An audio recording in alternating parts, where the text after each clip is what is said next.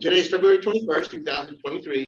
Welcome you and thank you for joining us today. I'm Phil Santoni, Program Chair for ASQ Section 1510, Southeast Florida. And as always, if you'd like to know more about ASQ Section 1510, you can check our site on the Communities tab of the myasq.org website.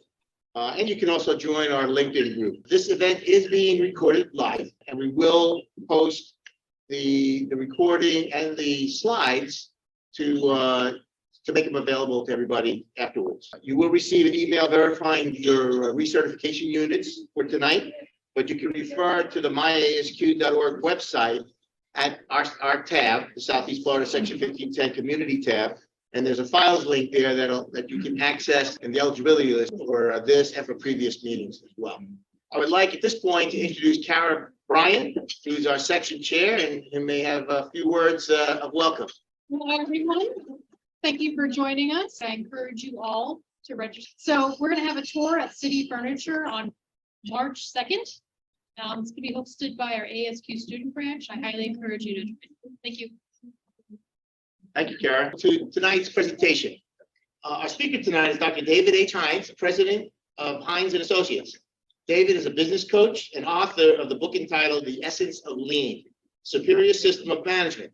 During his professional career, he was the owner of a building supply distributor and held management positions in consulting, biotech, and transportation. After earning his Ph.D., David joined the faculty of the Huizinga Business School, where he developed and taught courses in entrepreneurship, service operations management, data-driven decision-making, and information systems. Tonight, David will tell us why do managers resist quality improvement. Please join me in welcoming David. Thank you so much, Phil. I appreciate it. I'm actually going to ask you why you think managers resist. I may give my own impression a little bit. Thank you, Kara. Thank you, Dr. Kramer, longtime associate of mine. Thank you very much. And thanks for all of being here. Yeah, before I get started, I wanted to just get a sense for who you are, what you do. I did this. I did a little survey last time I did this at one of the sections, ASQ sections up in Minnesota, I believe it was. So I'm just curious if you are a lean consultant or educator, or just quality consultant or educator, not a practitioner. Raise your hand. Who is like there, right? Okay, two. So most everybody's practitioners here. Okay. Are there? Now, I don't know if we can get any feedback online on this. If not, don't worry. And if you have input, you can either speak up or if you want to type it into the chat, we'll take care of it that way. Anybody who's not a practitioner. Anybody who's not a practitioner. Consultant, educator, whatever else you want. When I did this in the last section, we had about 30, 40 responses. It was interesting. Of consultants, about a third of the ASQ members were manufacturing. The other 60% were service, which I thought was kind of interesting. And we split it between the larger service organizations and smaller, and that was split about equal. Okay, so lean practitioners, we got a bunch of, I assume the rest of you are in business. So how many of you are in manufacturing? All right, one, two. So who's in a service organization with more than 500 employees? 1, 2, 3, 4, 5. Okay. And service organization less than 500. Okay. All right. Interesting. Yeah, we've got a couple. Looks like 3 A's and a B online. 3 A's and a B. Okay. All right. So mostly large. It's interesting. I would have thought there would have been more smaller ones in this market, but okay. All right. If you go click forward, you'll see what the section up there. So about half in that section were manufacturing, and again split the remainder half or so. Okay, I appreciate it. Just want to get an idea of who I'm talking to here. So what I want to do, talk a little bit, I guess we've got about an hour, talk a little bit about lean as a management system, and just what I've been doing for the last 13 years or so is that, I mean, among other things, but teaching lean, not really as a quality improvement program, but as a management system, because, I was actually a associate of Dr. Kramer at Nova. I was in the entrepreneurship. Well, I was actually in decision science, but when I taught lean, I was really teaching to entrepreneurship students who were trying to learn. It was about management. I was teaching management. I wasn't teaching quality. But I had spent 10 years building a company based on TQM, right? Good old quality management. Also, I followed the whole idea of transformational leadership. This was Warren Bennis back then, and I know it's been more like that. So, and after I ended up selling the company and getting in academia, I really wanted to teach entrepreneurship, but I to have some real material, like based on my experience, Lean was a perfect fit. And Lean, by the way, and City Furniture, I guess you're heading out to City Furniture, right? Because they built Lean and made it their way of managing. So that's what I'll talk a little bit about how I do that, and maybe some little different ways that if it can help you in ways that you might be able to use, feel free to use it. Everything you're going to see tonight, everything I do at this point is all public domain. So I do it not to make money. I'm doing it. I'm actually enjoying my 7 grandkids, but I'm very passionate about Lean and as a management system. And so that's why I do what I do. So if there's anything here that you can use, please use it. And all I would ask is give me some feedback, how it's going and what can I do to improve it. So I'll show you kind of how I do it. It's basically a training program for Lean management. So I'll spend maybe 15, 20 minutes on that. And then I do want to address these questions, and all of this, please, very interactive. If you want to interrupt me in the middle and have questions, do it. I would love to do that. But then we'll get into actually a discussion about why some managers seem to accept quality and some don't. I'm curious to see how often you run into one or the other, and what can we do about that problem. All right. Any questions or comments before I get started? The Lean training that I've been developing over these last 13 years. And like I say, it was really based originally in my own business in the 90s, and which helped me to really have an incredibly successful business. So, I mean, I attribute a lot of the success that we had to this idea of Lean management, and back then TQM and transformation leadership.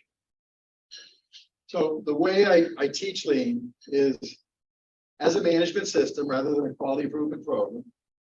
Target audience are really these were the students at Nova, were either entrepreneurs, small business owners, or they were corporate frontline managers. So we had the whole range from mom and pop shop to, we had Citibank, some people in the back office at Citibank did Lean projects. We had at Starbucks, but at the store level. So this is all kind of frontline. This is not the upper management kind of stuff. This is sort of like the blocking and tackling of management. This is how I look at it. So that's the target audience is basically the managers and the frontline workers who are doing the work.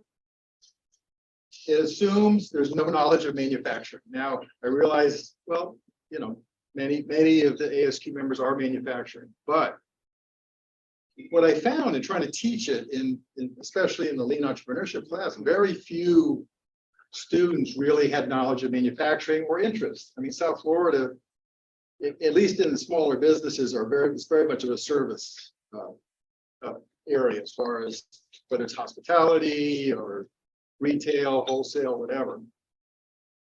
And I found that to be a barrier. So I really tried to make it more of a general management approach as opposed to manufacturing. And it's amazing how much of that manufacturing is still in there. You look at the books and the training, and it's hard to extract that. And I've worked hard to try to do that. So what we'll show you certainly applies to manufacturing, but it's not going to have any of the specifics. Like you're not going to hear about Kanban and just-in-time manufacturing. There's a lot of concepts that what I've tried to do is just get the absolute essence, the essential pieces of Lean that any manager would need to know and would help them to be a better manager. Now, this is based on those of you that know Lean. Well, how many feel familiar with Lean? Everybody feel good about that? Okay. So as I'm sure you know, there's kind of 2 different versions of Lean, at least the way I view it. You have the Lean Six Sigma version where you make great use of the Lean tools, okay, and Lean flow and so forth. But the whole idea of respect for people is not not present. It's not central. And there's all variations of it. I mean, it's not like one or the other, but the way I view lean is, and lean management is, and encouraging the managers and the entrepreneurs to engage all the employees. So what I do is meant to get everybody to understand. It's sort of like creating a baseline of lean knowledge in an organization that you can build on. But in order to do that, I've tried to take most essential lean techniques and really simplify them and make them work so they can be trained to basically rank and file workers. So it's not a matter of experts coming in. You're trying to get this base level of knowledge that you can build on. Okay. So you'll see there's 4 independent training modules.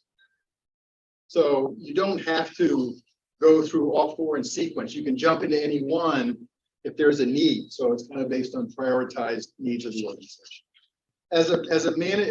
Trying to teach managers, I teach it like it is the lean way of managing. There's a lean way to manage. Okay.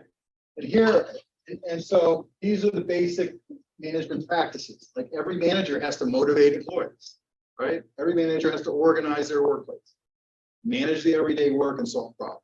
So kind of the traditional view of it would be, performance reviews, compensation plans, industrial engineers, procedures manuals, even. And I put Six Sigma projects in here as kind of the traditional, and you'll see I'll kind of compare Six Sigma and Lean a little bit later, but this is sort of the traditional way of managing. And the lean way of managing, these are the 6 techniques that you don't throw out the tradition, but you add to it. So you can manage in a lean way in the right situation. For example, using Gemba walks as a way of motivating employees.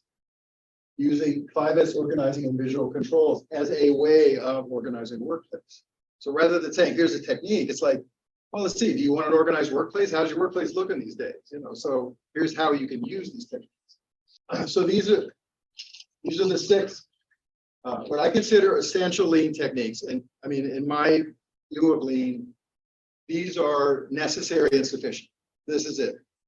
If you're not doing all 6, I think you're missing something in your lean organization. But you don't have to go beyond the 6 either.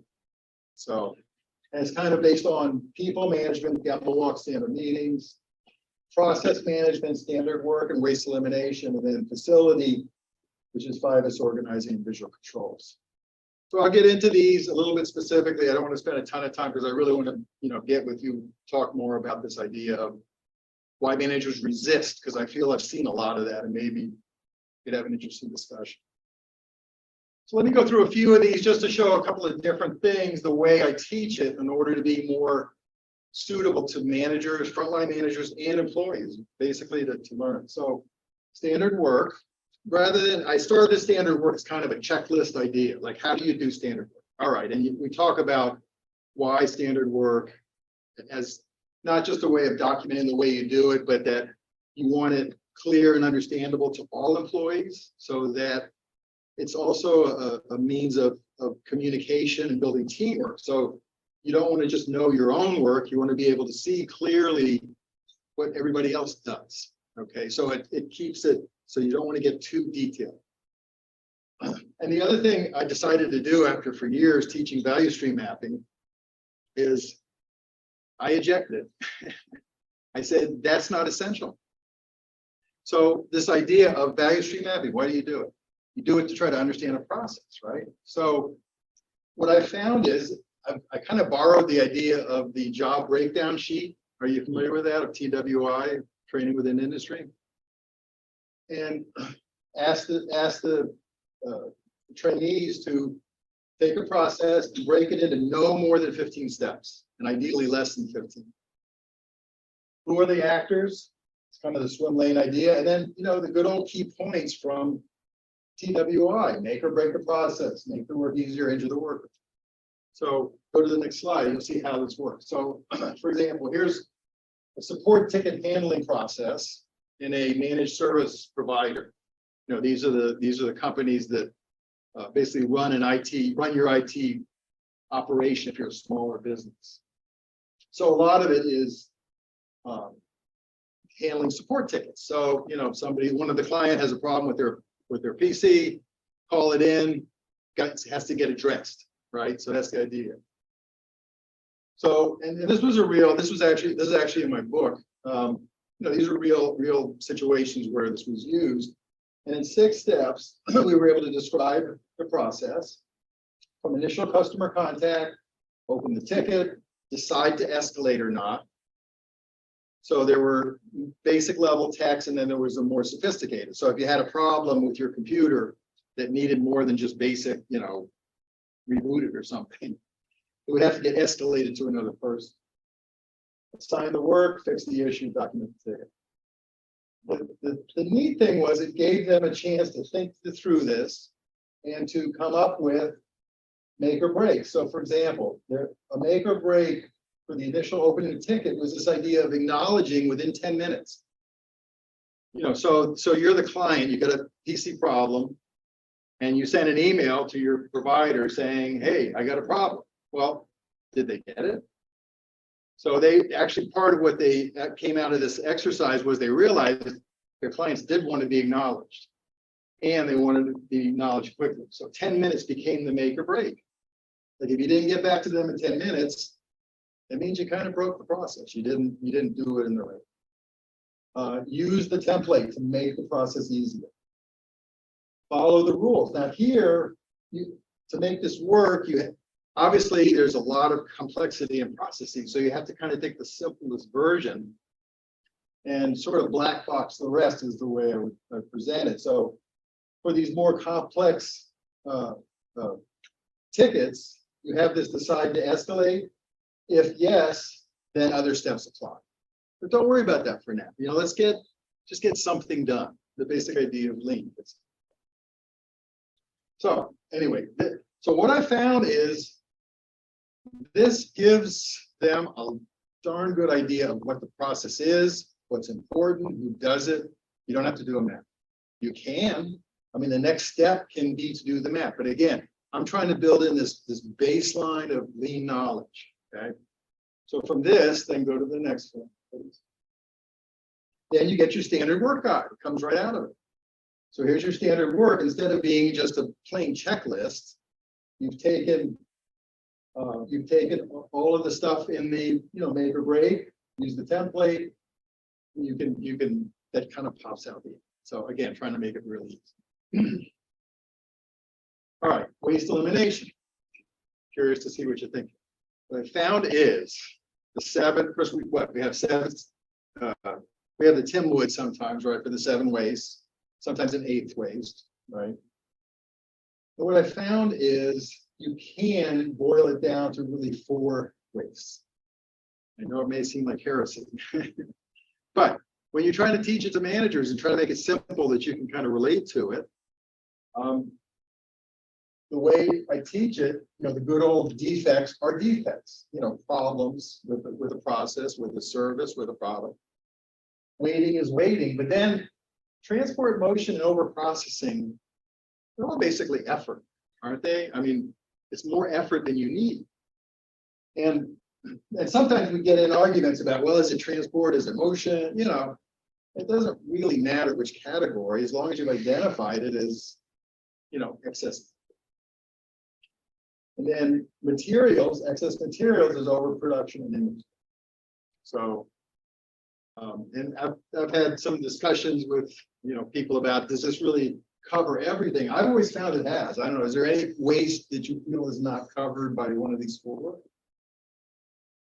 I would say only the 8th one that you don't have listed there that others usually consider is the mind waste. Mind, right. Now, yeah. And see, to me, that one is fundamental to the respect for people, the full engagement. So what I do is I use these to really train frontline employees to recognize waste. And it didn't really fit into that kind of way of looking. But looking at it that way, it's sort of implicit that you're engaging the mind of the employee. Exactly. Yeah. Exactly. This whole program is based on engagement, maximizing engagement. So it's assumed. So if you go to the next page, what happens when you simplify it into 4, Then you can do things like, what are the common waste signals? Just simple, dumb stuff, but how do you recognize waste? So defects, errors, mistakes, problems with the product or service. Rework, and of course, we often recognize rework as a, as an indicator of defects. Reworking an activity because of a problem. Or a customer who did not get what they were promised. So I often give the idea of the steak that's overcooked, right? So if the customer complains, what happens? Okay, we had a defect, gets reworked, right? It has to go back to the kitchen, you go through the whole working. But what if the customer doesn't complain? Is that still a defect? It's like if the tree falls in the woods, you would hear it. And that's actually a more damaging one, because the customer that's upset with their steak and they don't want to say anything, you may never see them again. So that's also watch for when your customer did not get what they were promised. That goes under defects. Waiting. Now, these last three are all kind of the same theme. Waiting longer than necessary to serve the customer. Exerting more effort than necessary to serve the customer. Acquiring, holding, or using more material than necessary to serve the customer. Okay, all subjective judgments, but in reality, that's what it is, right? There's no hard and fast rule that says you've overproduced. Okay, there's risk, there's all sorts of safety stock. So using those as the general definition of the waste types, and then like waiting, is the customer upset with delays? It's something that, and especially in service, in service, your frontline employees are going to be in positions where they have to be able to recognize waste and make adjustments right away, right? That's the definition of service, is where the customer is integral to the process. It's not like manufacturing, where you can do everything off in a factory and the customer's not there with you messing around. But in a service, the customer is part of the process. So watch is the customer upset. Do you see customers waiting in line? That's waiting, right? Employees waiting to proceed while others finish. So this, of course, is the idea of the internal customer, not just the external. So it works. It works in all situations in that respect. Effort, people walking back and forth. Okay, it's like, seems like too many process steps are required. I mean, a lot of it comes down to an intuition, like, this just seems like it's too much, right? And then work activities, any kind of fatigue, injury, probably got too much effort there, more than you need.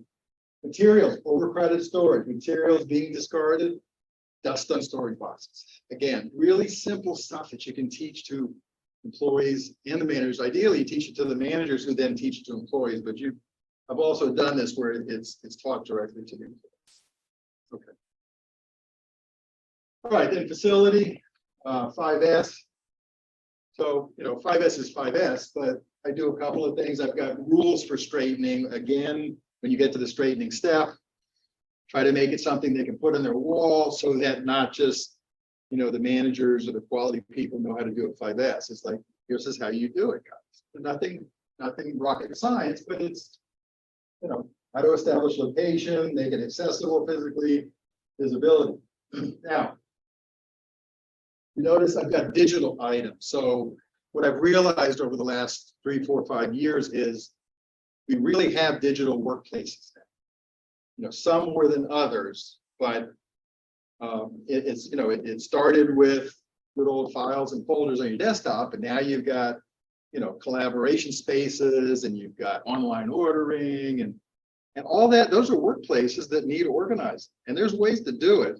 We're still kind of trying to figure it out, but for example, the whole idea of having a location for everything, right? Physically, that's pretty straightforward. But digitally, what does that mean? Well, it means different types of files or apps should be either in designated master folders that are clearly marked, or in the zones. They could be in a zone on a desktop. So, and that goes on with with other ideas. So here's what I see as kind of the current world of digital spaces. I mean, some businesses operate entirely here, even though you still always have physical somewhere, unless you're totally into software agents or something. But there's always a physical somebody on a keyboard with a monitor. But Windows desktop, social media sites where you interact with customers, those need to be organized, right? You have the whole world of having efficient, access to the sites, collaboration platforms, online ordering. And then lastly, visual controls. So visual controls I kind of teach as part of the 5S. When you get to the standardize, certain types of visual controls, which involve finding things, find, retrieve, and store physical and digital items, fit there. Some visual controls fit in the other techniques. But this is, for example, in a 5S, when you're standardizing, these are the common, you have physical space markings, floor, wall, table. How do you identify what's in a bin behind the door, whether it's colors, labels, samples, or again, at this stage, the idea of having standards of naming and numbering for files and folders is a big deal. People often don't realize it. I mean, we did work with a law firm. It was a huge deal because they did hundreds of cases, a year. And they didn't have a good system for naming and numbering the cases, it was all over the board. So the way, yes. Where does Shine fit in with the 5S? I didn't see that up there. I just didn't see it listed. It was, I did.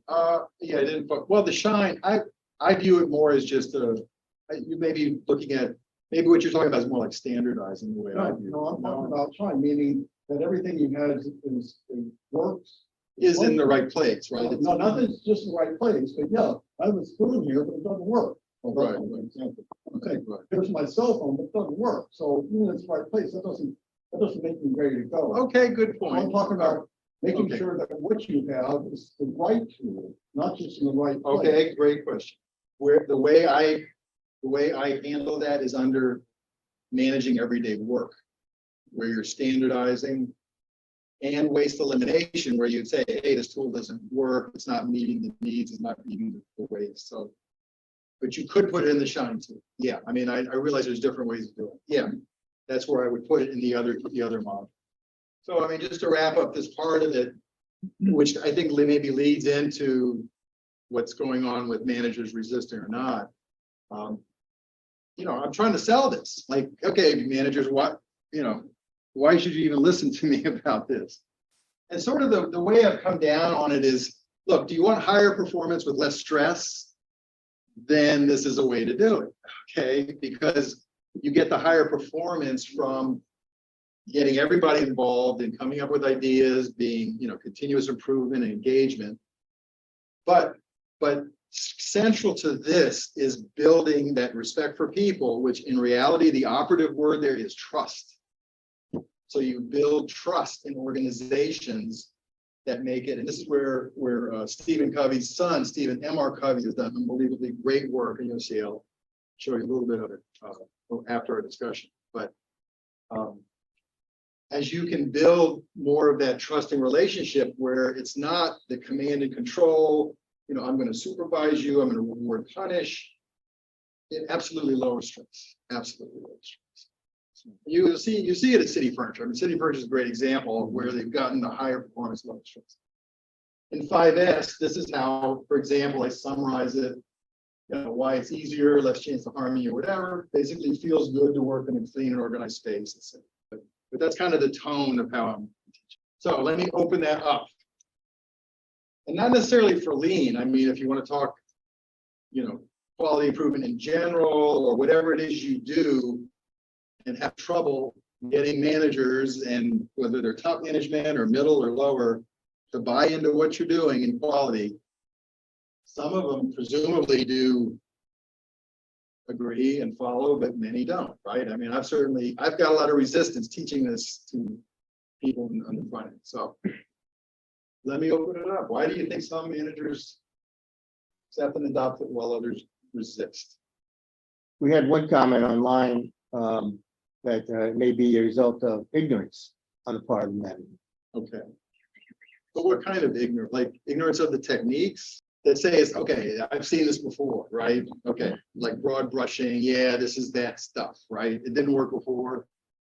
Okay. A lot of managers I've met, this is another thing on my plate, which is so interesting because we actually take items off their plate.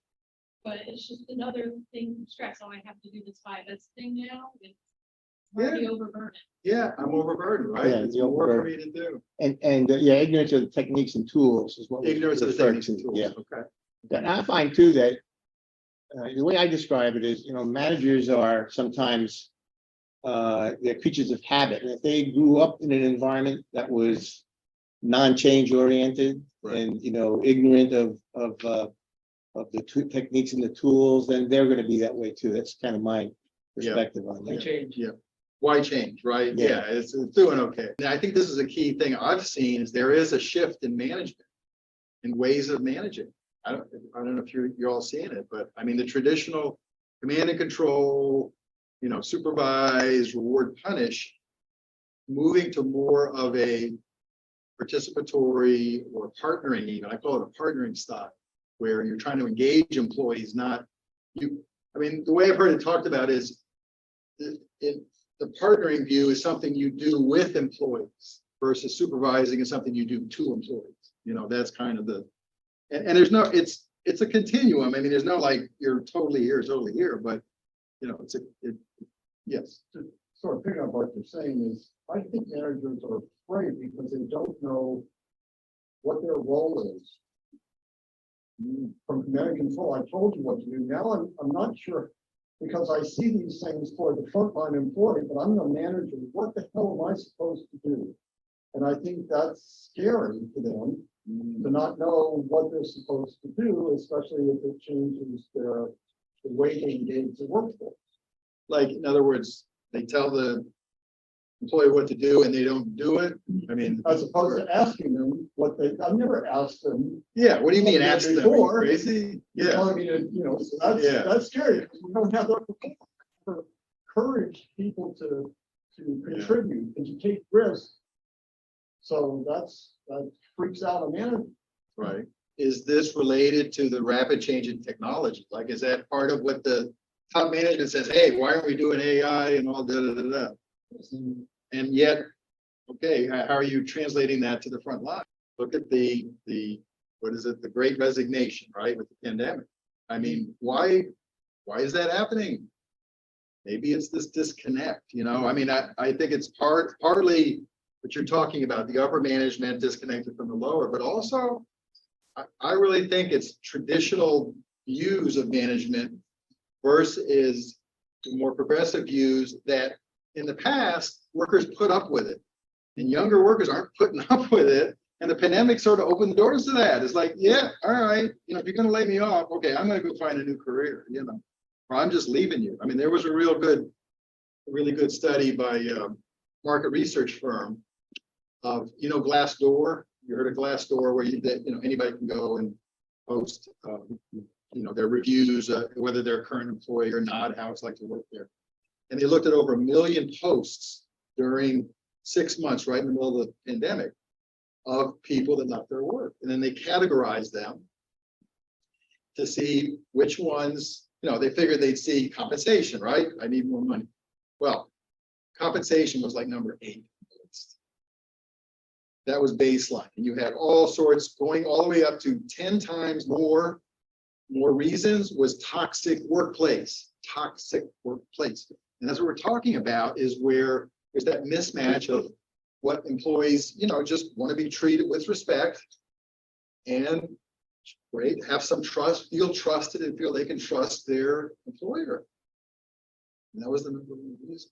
So Part of being treated with respect, though, is also the level of engagement that employees, participates. I think, I think that the manager can show respect by asking, as you said earlier, asking the employees Right. about how to do this, or what do they suggest and what do they think. right. That's part of respect as well. Absolutely. And that's how you teach the Gemba walk. It's really a tool, it's a show of respect.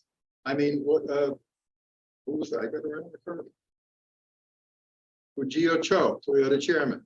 Go see, ask why, show respect. Right? That's what he said about Gemba walks. That's what you're trying to do. Go see, ask why, show respect. And the fact that you show up at the Gemba as a manager, right away showing respect. And if you ask questions, you're showing respect.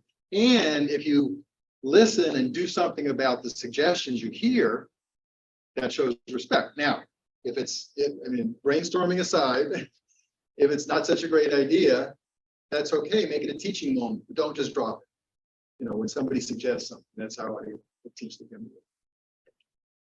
Okay, other thoughts? What can we do about this? Are we stuck? The threat, Emergency. the urgency, yeah, The point is more difficult to increase the change, to keep Right. improving. right, It's like, okay, we already get it. So why, right. the sense of urgency changes. If you can get the lean way of thinking where there really is no difference in my mind between doing the work and improving the work in lean. As you are doing, you're always trying to improve. So there's no amount of I reached the goal, now I can kick back. It's part of what you do. It's part of learning, right? And you want, and not every employee fits in this bill, by the way. I mean, in my company, we started with 6 employees, ended up with 65, and I probably hired 200 to get there. Because not everybody wants to be engaged, some people are they've got their way of doing things, and the employee has to, fulfill their responsibility. At City Furniture, Andrew Koenig will tell you, solving problems is not optional for employees at City Furniture. It is their job. If they're not solving problems, they're not doing their job, and they will be called out on it. So, it's not like being nice or whatever. Niceness is not the issue. It's a mindset. All right, well, I've got some thoughts, but you're saying urgency, maybe create urgency of some sort. Most of the time, any quality improvement means implies some kind of change. So let's go ahead. So kind of what I've seen, and again, I'm trying to teach managers. And so part of what I'm trying to do is, I'm passionate about lean as a way of managing. It worked for me incredibly well in my own business. And in order to basically sell it to managers, these are what I found to be the obstacles and what I've tried to do to overcome. Okay. I think there's a lot of confusion over what lean is.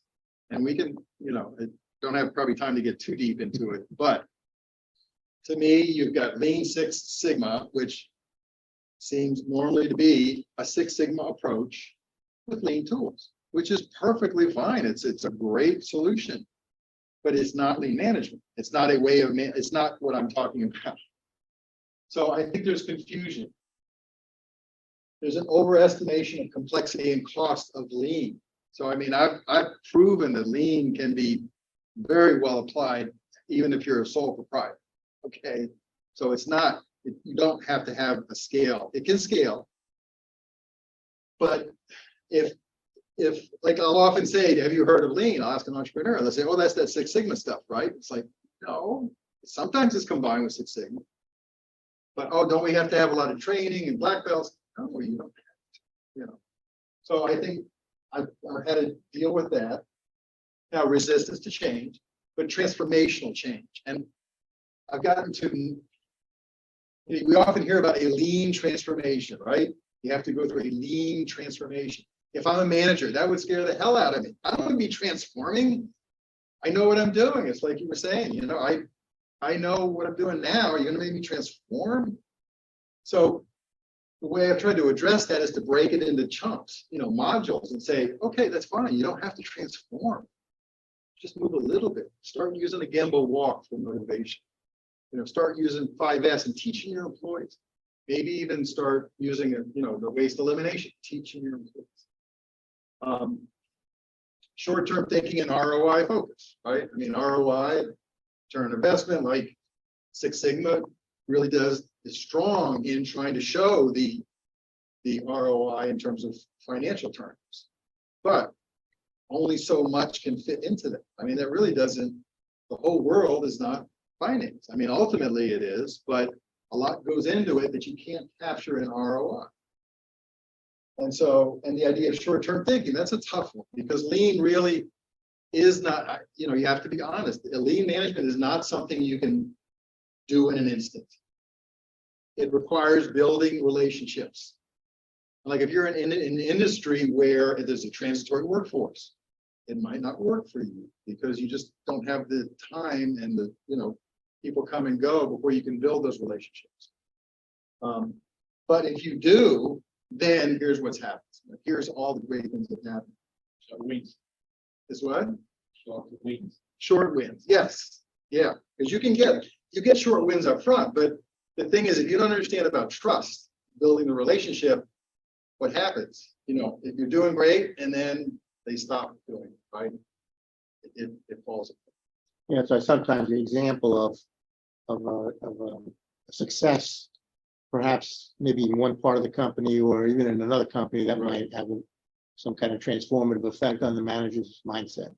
Yeah, that's it. Somehow getting through that. Wait a minute, there's a different way to do it. That's pretty tough. I'm looking about. short- Yeah.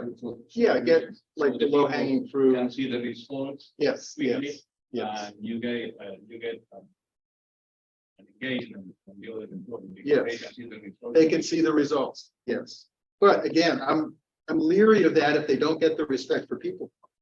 Because you can come in and get some quick hits. But let me come back a year from now and see if they're still doing it. And common management traditions and biases. So let me talk about that because I think that's an important. You can go to this. This is what I see happen. This has been the traditional way, the supervisory model, traditional thinking. You direct people, you control them, you tell them what to do, you control them. You reward those that do well, you punish those that don't. Okay. What you want is your employees to be compliant. You want them to do what you tell them, right? That's basically it. Inherently, this is a low trust environment. Because you're basically saying, I really don't want to hear your ideas about how to do it. I know how to do it. I'll tell you how to do it. Please just follow it. That's all. So I don't trust you to come up with ideas. And depending on what happens here, I'm going to control the heck out of it and really watch every little thing or every move you make. And, so it creates a low trust environment. Some better than others. Again, this is not an either or, but it tends to be low trust. I view it as kind of the tiger manager, right? So if your manager is a tiger or views him or herself as a tiger, they want you to fear them, right? Oh, you better keep, track the tiger or you're going to get bit. The newer way is this idea of partner, which lean, I feel, is in the center of that. I mean, Toyota started with it. You see the city furnitures of the world where they're showing an amazing new way of managing.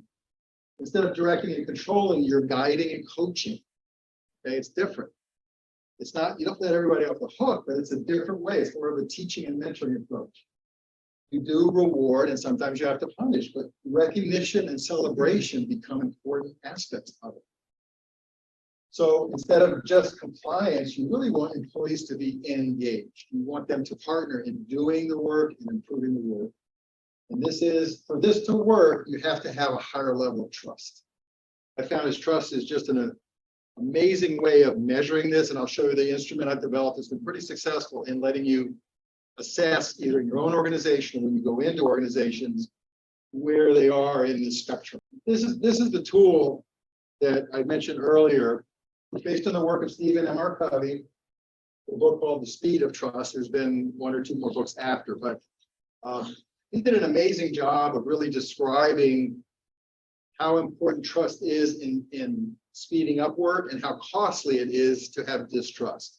If you start looking at that, it is amazing the cost of distrust. I mean, how much have we spent in TSA and checking people getting on airlines since we had 9/11, right? So now we don't trust. So how much have we spent because we don't trust anymore? Now that's at a societal level. But the same thing happens inside a business.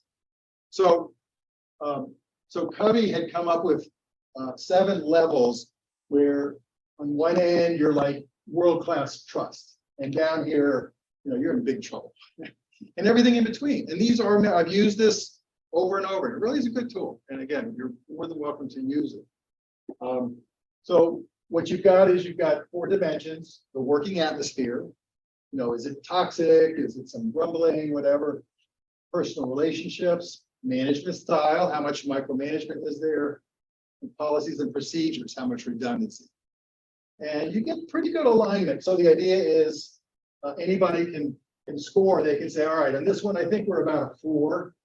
I'll put a 4 there. I think we're a 5 here. Total it up, and you basically can determine anywhere 19 to 21 is moderate, kind of the baseline, typical, not bad, but not great organization. Okay, so that puts you an average of 20, which is kind of level 5.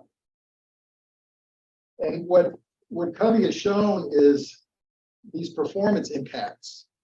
Okay, which is, he doesn't have hard empirical data, but he definitely has, come up with these estimates. And what it shows is the range in performance from the lowest level to the highest is a factor of 7.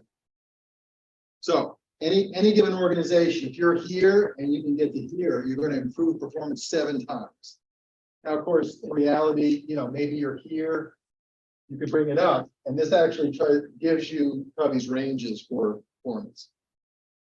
They're not hard numbers, but it's meant to give, if you come in as a practitioner or maybe as a consultant, you can use this tool to assess kind of where they stand in that continuum of management style. And so the next one is kind of the kicker, and I really want to get your idea on this. If you've got a traditional culture, I want to put this out there. You guys tell me if you think this makes sense. Traditional culture, command and control.